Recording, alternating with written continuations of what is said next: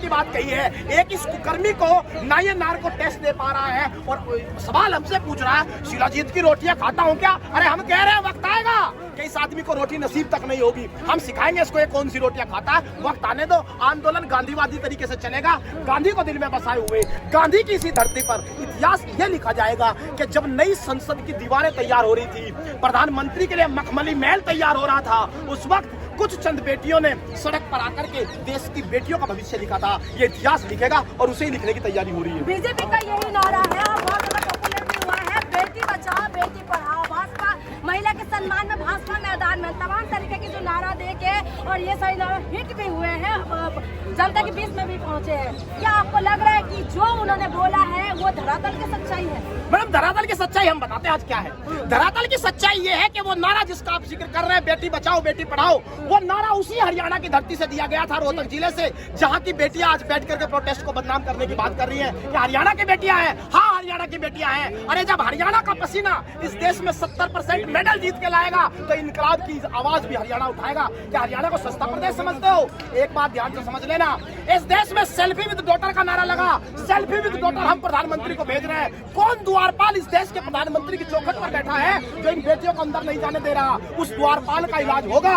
किसने इतनी हिम्मत की है कि इन ओलंपिक मेडलिस्ट बेटियों के लिए प्रधानमंत्री का दरवाजा बंद हो गया? ये सवाल पूछता रहेगा राष्ट्र। कर्नाटक में भी पूछा गया है, कर्नाटक में नारा लगा जय हनुमान। इस देश के प्रधानमंत्री को हम बता देना चाहते हैं, सम्मानित तौर पर इस देश में सीता का अपमान और हनुमान का गुणगान एक साथ नहीं हो सकता। पहले दिल्ली में सीता का न्याय होगा, तब कर्नाटक में हनुमान की बात होगी। दोनों चीजें एक साथ नहीं चल सकती। ये भी वो बता रहे थे कि चाचा ताऊ सबसे वो ये भी कह रहे कि सच्चाई को जानो उसके बाद पहुंचो। हाँ, अफजल को जब कसाब को फांसी हुई मैडम, तब वो भी यही कह रहा था कि सच्चाई को जानो, मैंने कुछ नहीं किया। ये क्या है? ये आरोपी भी, ये जज भी, ये वकील भी, क्या ये सब कुछ है क्या?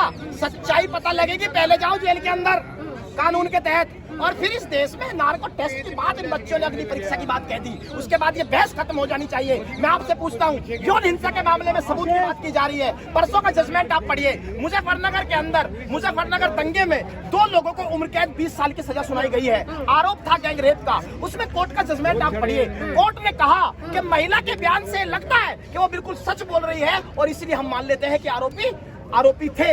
इस तरह के मामलों में क्या सबूत होते हैं? और सबूत की बात भी करेंगे मैडम, सबसे पहला कानून की शुरुआत तो करो।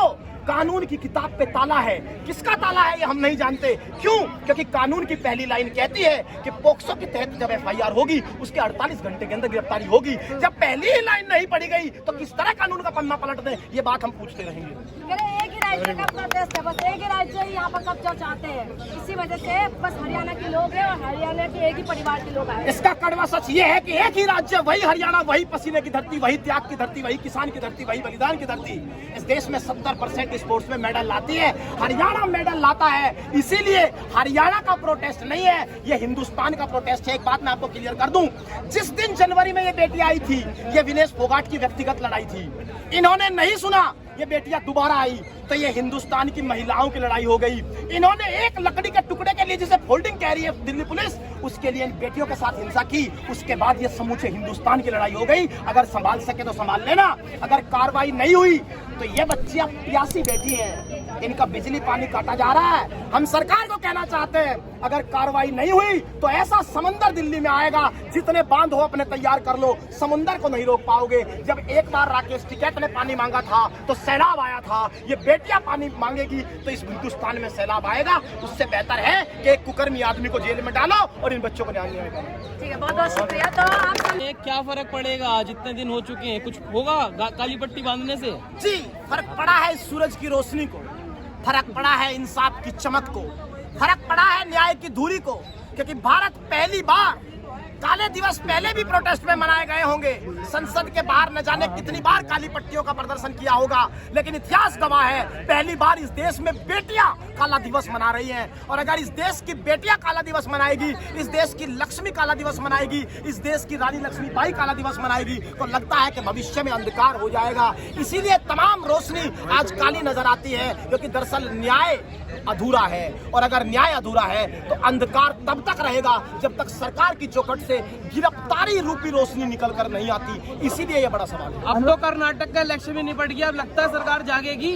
50 कदम की दूरी पे बैठे हैं। हमें लगता है कि कर्नाटक इलेक्शन मुद्दा नहीं था, सरकार पहले भी जागी हुई है, जागी है तभी तो बचा रही है। सॉरी होती तो गिरफ्तारी हो जाती। भाई कानून क्या कहता है? कानून कहता है गिरफ्तारी होनी चाहिए, सरकार जगी है शायद इसीलिए गिरफ्तार नहीं हो रहे हैं। एक बात आप समझ लीजिए, इस देश की कानून की किताब में अगर पहली ही लाइन नहीं पढ़ी जा रही है तो हम ये पन्ना ये कहकर नहीं पलटने देंगे कि ये राजपूतों की लड़ाई है। मैं तो इंसाफ मुझे चाहिए, मैं सीधा आदमी हूँ, मैंने कुछ नहीं किया, मैं शिलाजीत की रोटियां खाता हूँ क्या? तमाम बहानेबाजी चलेगी नहीं। इस देश में कानून पहली लाइन से लागू होगा। इस आदमी को जेल के सलाखों के पीछे जाना होगा, तरीके चाहे। भाई साहब कह रहे हैं अनुराग ठाकुर के रोडों पे न्याय थोड़ी मिलेगा, घर जाइए हो जाएगा कानून के तहत। अनुराग ठाकुर की पूरी बात कर लेते हैं। अनुराग ठाकुर ने कितने बयान बदले मैं आपको बताता हूँ। सबसे पहले जनवरी में जब ये बच्ची आई थी तो यहाँ मिलने सबसे पहले अनुराग ठाकुर ही आए थे। उन्होंने कहा कि इंसाफ मिलेगा, कमेटी कार्रवाई करेगी। जो कमेटी बनी 3 महीने में वही ये भूल गई कि मैं कमेटी हूँ। तो जब कमेटी को ही कमेटी याद नहीं रही तो इन बच्चों को दोबारा आना पड़ा। दूसरा झूठ इस देश में अनुराग ठाकुर मंत्री जी ने कहा कि मैंने 12 घंटे खिलाड़ियों से मुलाकात की है, वो प्रोसीडिंग्स जारी कर दे 12 घंटे की। तो ये बात झूठ है, ये साबित हो जाएगा। 2 मिनट को 12 घंटे का नारा आप लगा दोगे, इस बात से काम नहीं चलेगा। तीसरी बात अब वो कह रहे हैं कि कानून कार्रवाई करेगा। कानून क्या है? एक बार मंत्री जी से आप माइक लगाकर ये और पूछाइए, क्या ये सच नहीं है कि कानून यही कहता है कि पोक्सो में FIR होने के बाद गिरफ्तारी होगी? अगर कानून ये कहता है तो जिस देश में सबसे बड़ी पार्टी की सरकार हो, तथाकथित दुनिया की सबसे बड़ी पार्टी, जिसके पास लोकसभा में 302 सांसद हो, जिसके पास समूचे भारत में 1410 विधायक हो, जिसके पास 23 प्रवक्ता हो जो राष्ट्रवाद का गुणगान 24 घंटे टीवी के फर्जी चैनलों पर करते हो, उस वक्त कोई एक व्यक्ति आकर के बता दे कि इस आदमी की चौखट पर कानून आज नतमस्तक क्यों खड़ा? अच्छा, मोदी जी के एक ट्वीट तक नहीं आ रहे। मोदी जी केरला स्टोरी पे कहते जाके देख लीजिए, बेटी के साथ न्याय हुआ, वो मूवी में दिखाया गया। यही दुख की बात है कि केरला स्टोरी पर मोदी जी से भी पहले आप थोड़ा सा एक कदम नीचे आओ। Women empower ministry Smriti Irani के पास है, मामला महिलाओं का है। मैडम गई है, फिल्म देखकर बाहर निकल करके कहती है कि सूबे की कोई भी सरकार या सूबे का जिस सूबे का मुख्यमंत्री से बैन करेगा, ये माना जाएगा कि वो महिला हिंसा के साथ है। क्यों नहीं मैडम हम ये मान ले कि आप महिला हिंसा पर कोई बयान दे नहीं रही है तो आपकी ये चुप्पी, आपका ये समर्थन भी महिला हिंसा के साथ है।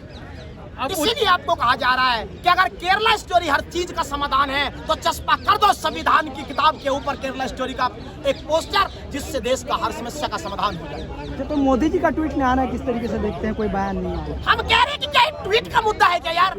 इस देश की ओलंपिक मेडल बेटियों के साथ न्याय कीजिए, न्याय की चौखट पर अन्याय हो रहा है। क्या सिर्फ ट्वीट से काम चलेगा? ये ट्वीट से काम नहीं चलेगा। ये बेटियां किसान की बेटियां हैं। इस आदमी को हमें किसी का ट्वीट नहीं चाहिए यार, हम सस्ते लोग नहीं हैं। सुप्रीम कोर्ट ने कहा है ना, निचली अदालत में जाएं, हाई कोर्ट में जाएं, अगर गिरफ्तारी नहीं हो रही है तो कोर्ट से ऑर्डर कराएं। फिर देखिए 2 बातें आप समझ लीजिए, एक होता है डिस्पोज्ड ऑफ और एक शब्द होता है डिसमिस्ड। हमारी एप्लीकेशन को जिस तरह मीडिया पेश कर रहा है वो डिस्पोज्ड ऑफ हुई है, वो डिसमिस्ड नहीं हुई। कोर्ट ने कहा कि आपने पेटिशन में इतनी ही डिमांड की थी कि FIR करा दो, हमने आपका काम पूरा कर दिया। दूसरी बड़ी बात, अगर हमें सिर्फ कोर्ट से ही न्याय चाहिए होता तो हम महंगे वकीलों के पास आते, गांधी के रास्ते पर चलकर सड़क पर संघर्ष नहीं करते।